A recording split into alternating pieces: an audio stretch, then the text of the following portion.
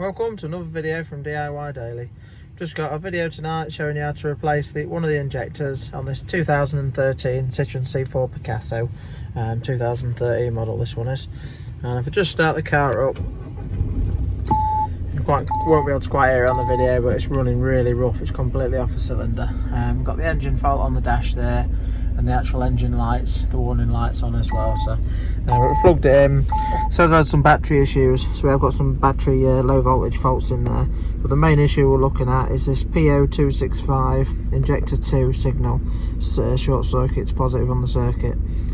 So we're going to be I'm going to be replacing the injector. I'm going to show you a full step-by-step guide on doing it. Just before we get into the video, if you haven't already subscribed to the channel, just click on the red subscribe button below to make sure you don't miss out on any future content. But we'll switch it off now, and we'll get the bonnet up and show you what we've got to do.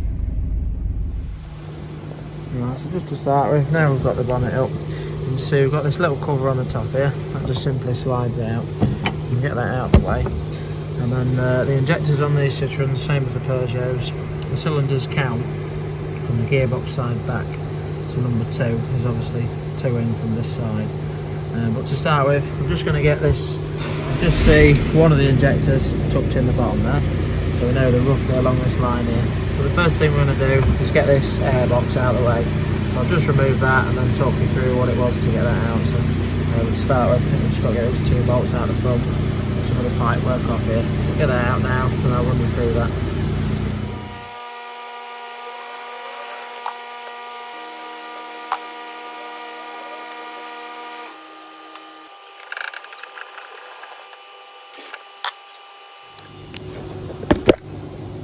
I'll just run you through the first step. Here we've done 2 10mm bolts just holding this front pipe in there. A little connector there for the airflow meter. You just simply pull this tab back, and then there's a little tab there that you just flick up, and we've undone the 2 13mm at the front there. So that's quite loose now, and then we can get the airbox out.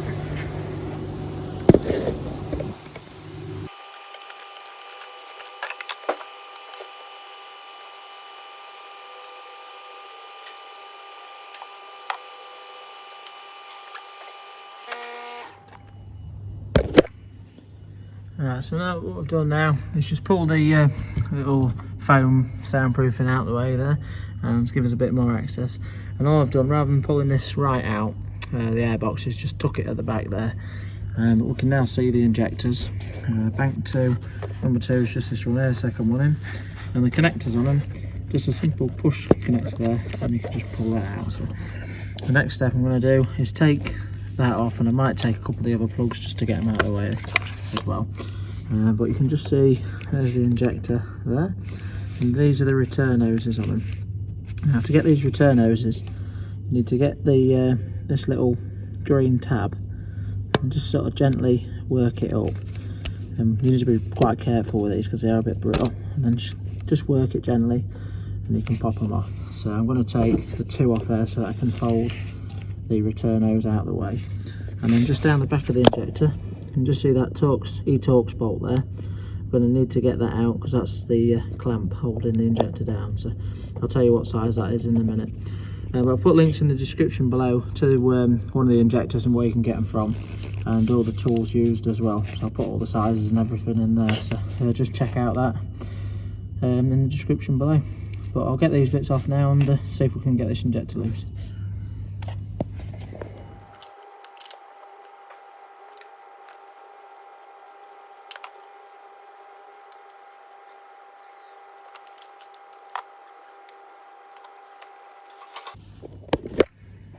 Right, so I've got the return hose off now. I just forgot to say before I do crack that main clamp bolt off as well, I'm just going to undo this. Here is the 15mm nut for the fuel pipe to the injector.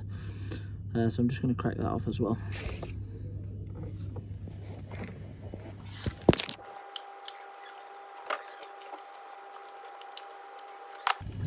Yeah, actually a 14mm socket on the fuel pipe.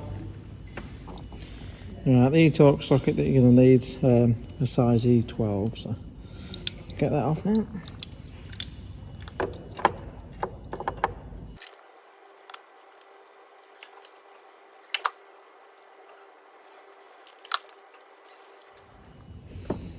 There you go, try to pull them out together if you can. It's just save dropping them, but that's your bolt there, and then the injector clamp itself. Right, so now that's off. You can just see the injector here. There's the 14mm nut spun off earlier. Just taking that clamp bolt out. The return hose is off it, which goes on there. And the injector should, not normally too bad when it's freezing up, but yeah, just it's not too bad. So just work that a little bit. I'll just put the camera down to do it in a minute, but basically just work that side to side a bit now. If these are a bit seized, what you want to do is probably just prying gently against this bit of the injector here to see if you can work it side to side, but I can feel this is quite free already, so I'm just going to get the camera back up and give that a bit of a jiggle and see if we can get that out now.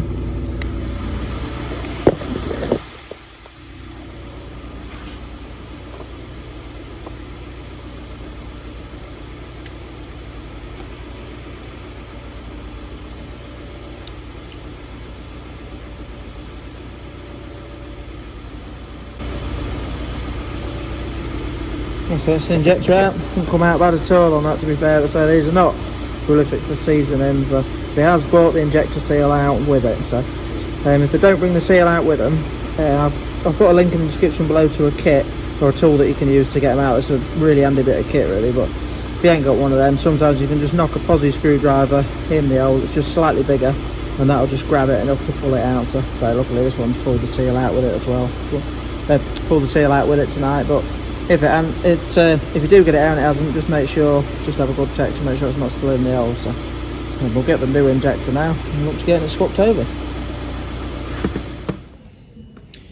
Yeah, so here's the new one, and quite dear bits of kit. I think this one was a couple of £100 from Euro Car Parts, which actually has actually come in a genuine Ford injector. So sometimes you get this from Euro, but I'll put links in the description below to it. So all we're gonna have to swap over. The new one comes with a new seal on it, so we ain't got to worry about that. But there is this little plastic guide that simply need to just work that, pull it off, and swap that over onto the new one. So we'll get that swapped over, and I think it should come with a new seal. Yeah, a nice new seal for the return hose as well. So, but we'll just get that shim swapped over, and then we can work it back in.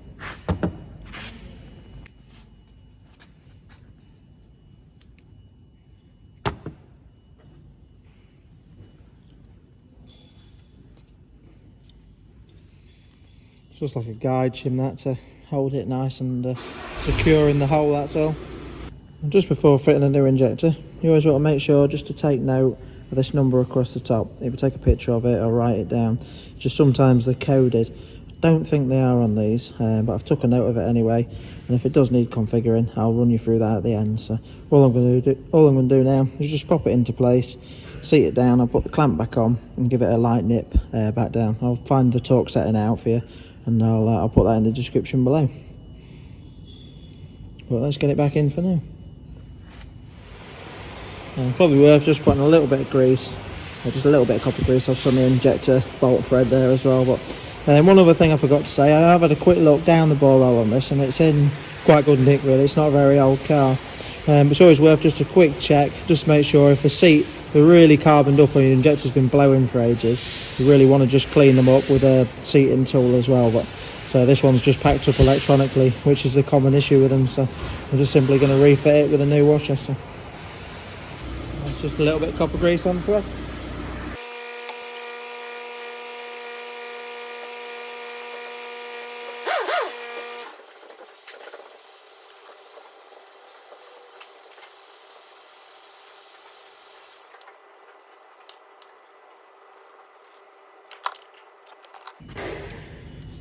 Right, now the injector's seated down and nipped up, I'm just going to nip the 14mm high pressure fuel hose up.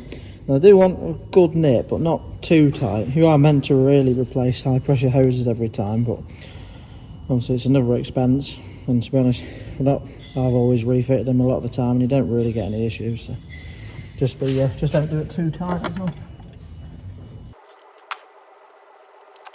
And just always make sure you start the thread by hand, nut by hand first, just so you know you're not cross threading it.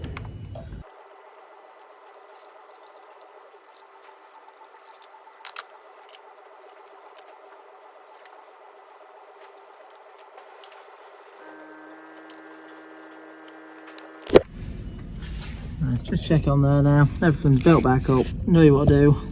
Just with your return hoses, obviously when you've pushed them back on, just pop your little green clip back down there so it's seated back in.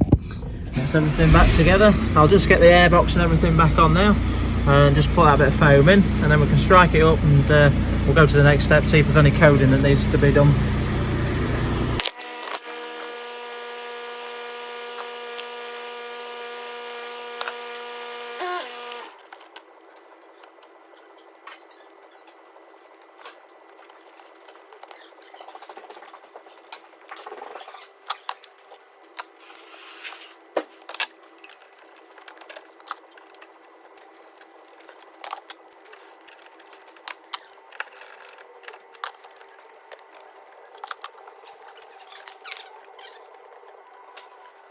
Just got in the car now. I'm going to strike it up.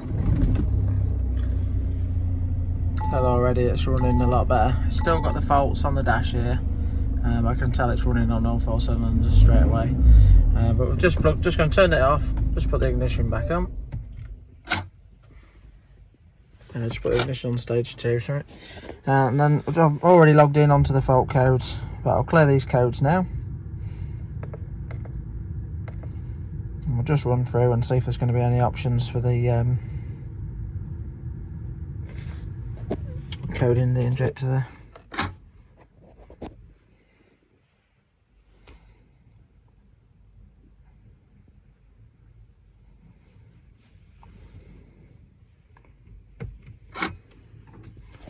Follow this. So fitted quite a few of these injectors now. A really common issue on some of these later 1600s. And see that's took all codes out now. I'll just have a quick look in the menu, just see if there's anything about the injectors. Injector programming.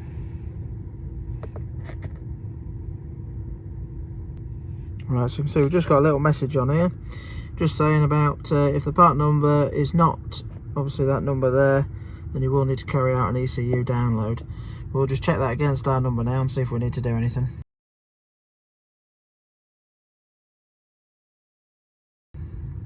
So just check my part number yet. The part number on our injector, and it's that same number, so we ain't got to worry about a download. We'll just carry on through. Right, so we can see there we've got the current code that's read in for injector 2. What I'm going to do now, I'll just have to just go off the record in a minute while I write that down from the current one, just to make sure I store that, and then I'll just swap that over and carry on to the next stage. Right, so I've just made a quick note of all the numbers off our injector, and we can just run through the code in there.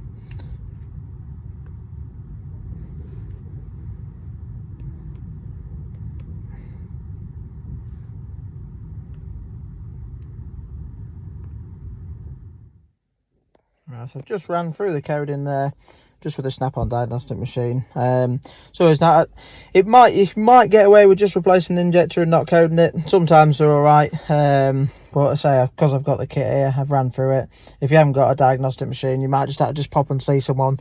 But if you've just taken the numbers, I should be able to run through it fairly easily. All I had to do was just plumb this number there into it. So I've just done that. It's accepted it now, and it just wants me to take it for about a 15-mile drive to give that a quick road test. So I'm just going to take it out now, and I'll just give you a quick update in a few minutes. Right, so just got back from a 15-mile road test. It's running absolutely spot on now. It was misfiring really bad before, completely off a cylinder, so it's definitely fixed the fault. Nothing's flagged back up on road tests, so I'm happy that's fixed it.